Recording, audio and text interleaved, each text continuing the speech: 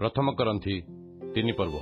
हे भाई माने मो आत्मिक मना लोक मानकु कहिला परि तुम्भमानकु कहि पारिली नाही, किंतु शारीरिक लोक मानकु ओ ख्रीष्टଙ୍କ ठारे शिशुमानकु कहिला परि तुम्भमानकु कहिली।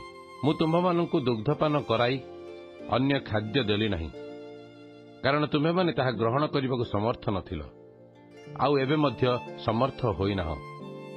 जेणु ए पर्यंत तुम्हेमाने शारीरिक अट, कारण जेतेबेले तुम्भमानक मध्यरे ईर्षा और विवाद रहिअछि, तुम्हेमाने कि शारीरिक नुह और मनुष्यर स्वभाव अनुसार कि आचरण करुनाह। जेहेतु जेतेबेले जणे कुहे मु पाउलंकर, पुणी आउ जणे कुहे मु आपोलंकर, सेतेबेले तुम्हेमाने कि शारीरिक नुह। आपोल किए, पाउल बा किए?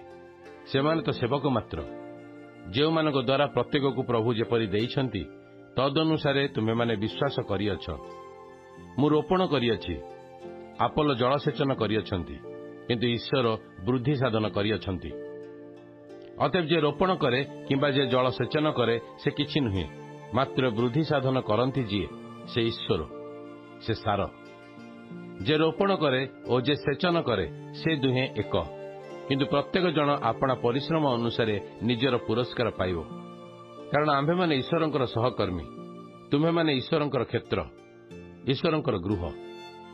मते दत्त ईश्वरंकर अनुग्रह अनुसार मु जणे बुद्धिमान गृह निर्माणकारी तुल्य भित्तिमूल स्थापन करिअछि, अन्य जणे ताहा उपर निर्माण करुअछि, किंतु प्रत्येक लोक ताहा उपर किपरि निर्माण करुअछि से संबंध में सावधान हेउ।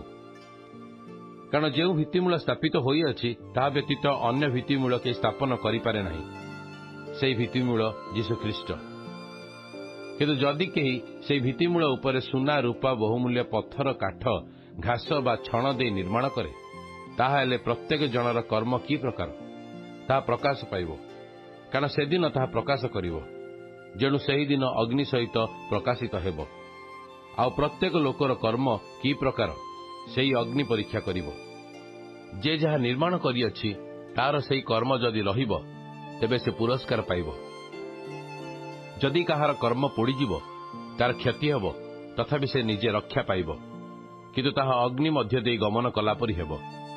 तुम्हे माने कि जान जे तुम्हे माने ईश्वरक मंदिर, आ ईश्वरक आत्मा तुम्भमानक अंतर में बास करती। जदि कौनसी लोक ईश्वरक मंदिर को नष्ट करे, तेबे ईश्वर ताकू नष्ट करिवे। कारण ईश्वरक मंदिर पवित्र, सेही मंदिर तुम्हे माने। केही आपनको प्रवंचना न करू। जदि कौनसी लोक एही जुगरे तुम्भमानक मध्यरे आपनको ज्ञानी बोली मने करे, तेबे से जेपरि ज्ञानी होई पारे एथिपई से मूर्ख हेउ। कारण एही जगतर ज्ञान ईश्वरक निकटरे मूर्खता। जणे लेखा अछि से ज्ञानी मानकु सेमानकर धूर्ततारे धरंती। पुनश्च ज्ञानी मानकर तर्क वितर्क असार बोली प्रभु जानती। अतएव केही मनुष्य ठारे गर्व न करू, कारण समस्त विषय तुम्भमानकर। पाउल कुह कि आपोल कुह कि कैफा कुह, जगत कुह कि जीवन कुह कि मरण कुह कि वर्तमान विषय भी कुह कि भविष्यत विषय कुह, समस्त ही तुम्भमानकर। किंतु तुम्भे माने ख्रीष्टंकर, पुणी ख्रीष्ट ईश्वरंकर।